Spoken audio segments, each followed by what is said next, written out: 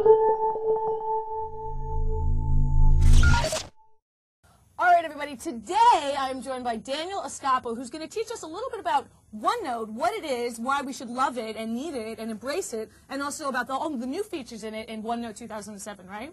All right, so what is OneNote? That's a great question. See, you didn't know at first, so I'm trying to teach you as well as I've everyone else. heard about it, but I'm not an avid user. Okay, so OneNote is a note-taking application that came out in Office 2003. That was our first release, and this is our second release. We're now part of the Office box, so if you buy home and student version, we're in there. We're also in the Ultimate and Enterprise editions as well. So did you used to have to pay for it? You used to have to buy it separately. Okay, gotcha. So it used to be like a standalone thing that you could buy or get from a university. Gotcha.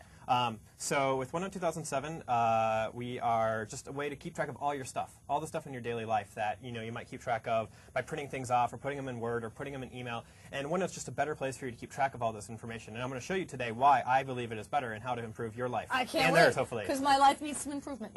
Does it? Yeah. Okay. It needs OneNote, maybe. So first of all, I want to just talk about like what you talked about, like why you use Word or other people. Like I want to misspell some myths that people might have about OneNote. Okay. The first one is that OneNote isn't for tablet. A lot of people think, oh, OneNote, that's a tablet application. Right. But it's not. Actually 85% of our users don't use a tablet. They use a regular desktop. Okay. So most people are using it on a desktop, and we work great on both tablet and regular PC. The second thing is I just want to show what OneNote looks like. So if we look here on the screen, what you have in the middle of the page here is just your page. And that pretty much is just like a piece of paper. You can put whatever you want on there. You can put images, text, tables, whatever you'd like right there. And then you have a collection of pages. That's here on the right-hand side. And these pages are just like the one here, but you can flip through all the different ones. And you can take different ones. And these are your pages that you've customized, or these are the pages that come within the template? You can add whatever pages you want. By default, everything is blank template. Gotcha. But this right here is a guide that we give you for each new person for OneNote 2007. We show you how to use OneNote and what it's all about. So I like that's the same content you see here. So these pages are in a section, in which of these sections are the tabs that's across the top here, and you can flip between them. And these sections contain pages. And then you have notebooks, which are on the left-hand side, and these notebooks contain sections. Okay. So, I started from the inside going out, but if you think about the other way, just think about like a paper notebook or a binder you might have. And you have those different divider sections. Those are the sections and all the pages inside. So we really just try and have the same paper metaphor that you had before, but in digital Is that where sense. people draw the tablet comparison, because paper writing? A lot of times, yeah. And we have a lot of ink support. That happening. Yeah. So the next thing that I want to talk about is I guess I can just dive into some of the new features that we've done and explain how I use OneNote. Yeah. So one of the ways that I use OneNote is I keep track of all this stuff. Like I keep track of itineraries and emails. I keep track of when I go to a meeting, I can take meeting notes on what was happening. I can keep action items and add new tasks to Outlook, and I'll show all that to you. The first thing I want to show is a screen clipping. One of my favorite things is screen clipping. On 10.net? This is 10.net. This is one of my favorite websites that I visit in my feed reader every day.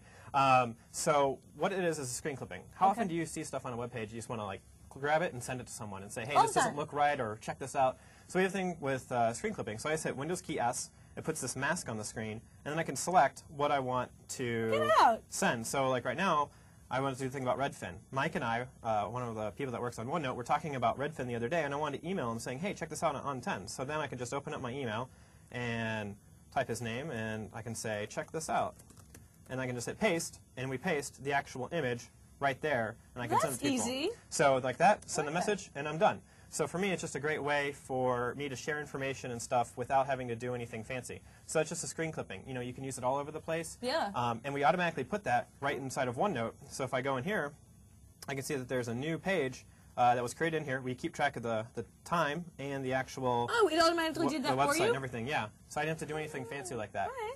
So I might really need OneNote. yeah, I mean, it's just, if there's a problem with a website or something doesn't look right, you can just take a screen clipping and say, hey, check this out. This doesn't look right in Firefox or Safari or whatever you want. You just can mail it off to them. Or check how great this looks.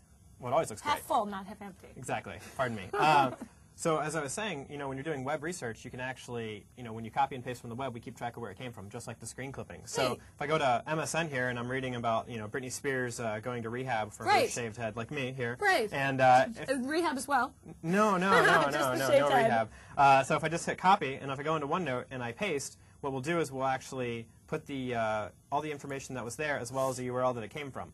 So for me, it's just a great way to have web research. So there's the URL on the bottom. Oh, that's so handy. So for me, whenever I'm doing web research, or like last night I was comparing tax software, like should I buy it from this product or this product, and I was just taking screen clippings, all the different stuff, and I was taking all the different clippings about the different reviews, and I had one place to keep track of all this information so I could make a decision, instead of just having like 17 web browsers open and trying to flip between the tabs and like, or opening up like a Word doc and trying to get the pictures and cut the URLs and where did this come from. Exactly. No, I'm vibing you right now. So one other great thing is we actually do image OCR. So remember that photo that I took off of the Redfin or the on 10 site? Yeah. What you can do is we actually do an image OCR. So we'll search for the text that appears within this image. So if I go to search here, and if I just search for, let's say, Redfin, hit enter, what we'll do is we'll actually highlight the actual image, and to prove that it's real, I'm going to, copy or move this image around. You can see that the highlighting actually changes.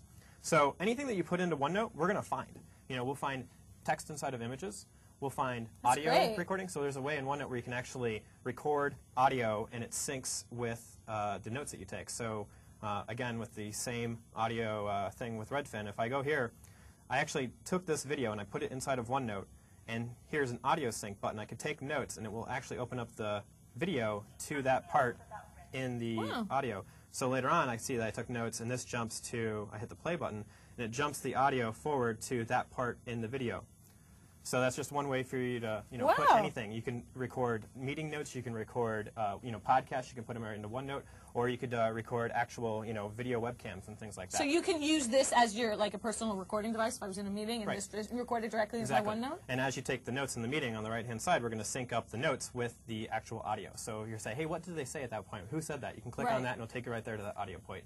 And like I said before, we find everything. So we're going to actually index. It's a pretty advanced program. What's the learning curve on something like this? Like, how long does it take you to master OneNote? Well, it's not a lot. Well, that's the thing, is that if you don't want to use these features, you could just use it for text and images and web stuff. If you want to do all the advanced stuff, there's a whole lot in there that you can really dive deep into. I like to do the advanced stuff. Well, I'm pretty advanced. Power user here.